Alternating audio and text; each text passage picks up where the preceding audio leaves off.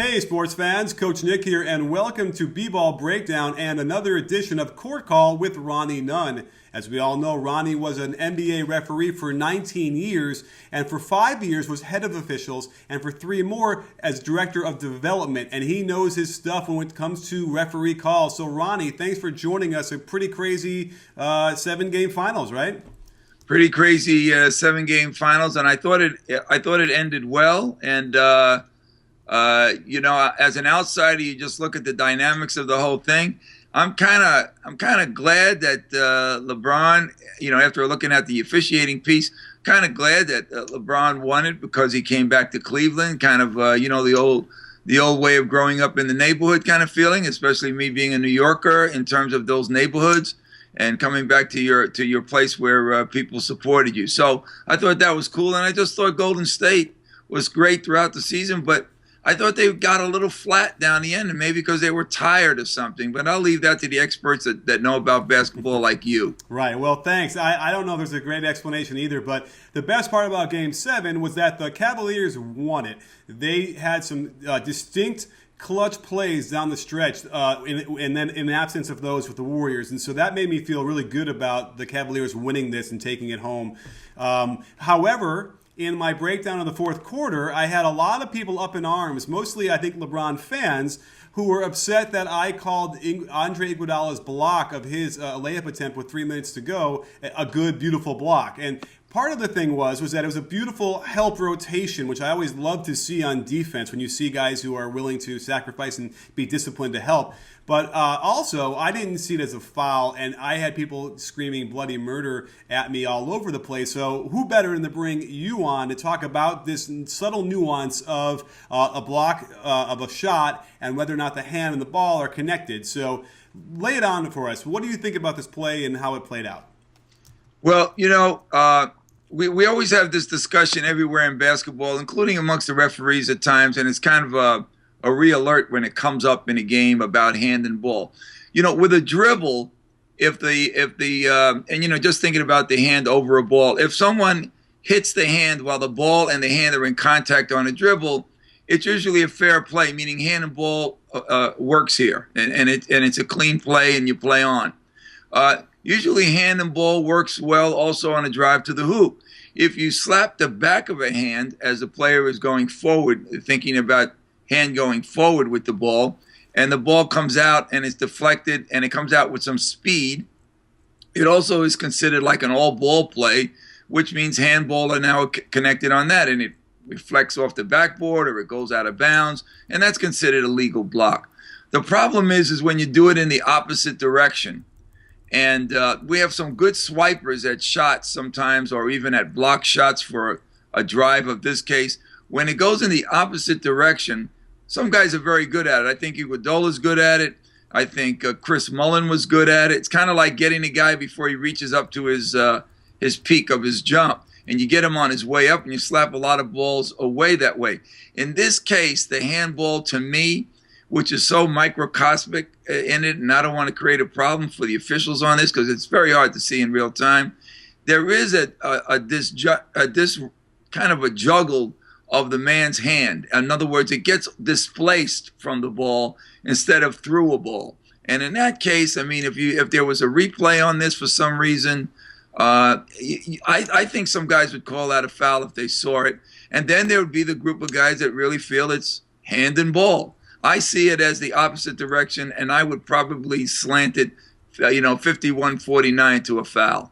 Interesting. Okay, because, everyone wants to quote that rule, hand is part of the ball, and it's certainly pretty clear in the rules, even though I think people also want to argue there's some vagueness there, but, it seems to be, it could constitute a legal play. When you watch the frame by frame and you see it's really like the top half of his finger, of a couple fingers, get the inside knuckle of his middle finger just perfectly right. I don't think there's a whole lot of contact there either way.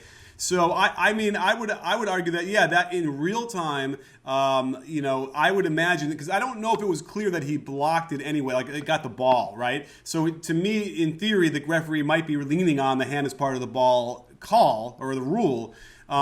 So it's interesting because it really wasn't a ton of contact either way, and it just seems like in real time, what are you supposed to do? Yeah, in real time, and make this clear, I am not putting the officials on the backstop here against this play. I mean, this is a handball play. There's no question about it. And if I was the director of officials, I would support it that way. But if you're going to take video and break it down into this type of thing, this is a hand that's become displaced from the ball due to this contact. Huh. And it's interesting because he's got two hands on it, and he should go pretty flowingly to the hoop. One hand, and you're not judging about a person's strength, but one hand is actually dislodged in this manner. And if someone could really see that, I might have called a foul on that play if I could see that. But when you're really seeing this play fully, listen, referees are human just like everyone else, and it's very, very difficult to discern by the naked eye. When you say dislodged, what I take it to mean is the action of him hitting the hand pulls the hand off of the ball. But I don't see that. I thought I saw a little bit of that on this play. I thought it took his hand kind of off the ball from where he was going. Oh, okay. And again now, let's be honest. We're splitting hairs on this play.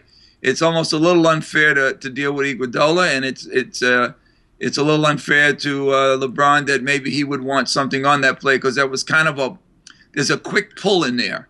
And maybe he didn't think he was going to have that pull because Iguodala does some fantastic hands work. I think he has some of the fastest hands for a guy like this in basketball since Michael Ray Richardson. He's got very, very good hands, and he can get to balls where people don't think they think the play is over.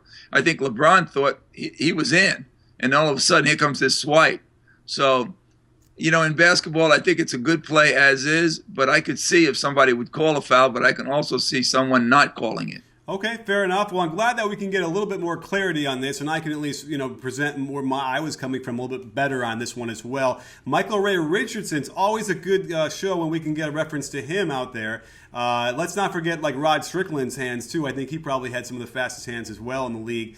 I will throw this out. Had LeBron just shot it left-handed like he should have, then we wouldn't be talking here either. But again, I do not want to give any more fuel to the LeBron fans who want to persecute me for supposed bias against LeBron, which I don't think exists. So, Ronnie, thanks for coming on the show and breaking this down for us. I really appreciate all season long what you've done with us and gave us the insight and the subtle nuances that exist in real time with human people and eyeballs that have to process this stuff in real time. Very difficult job.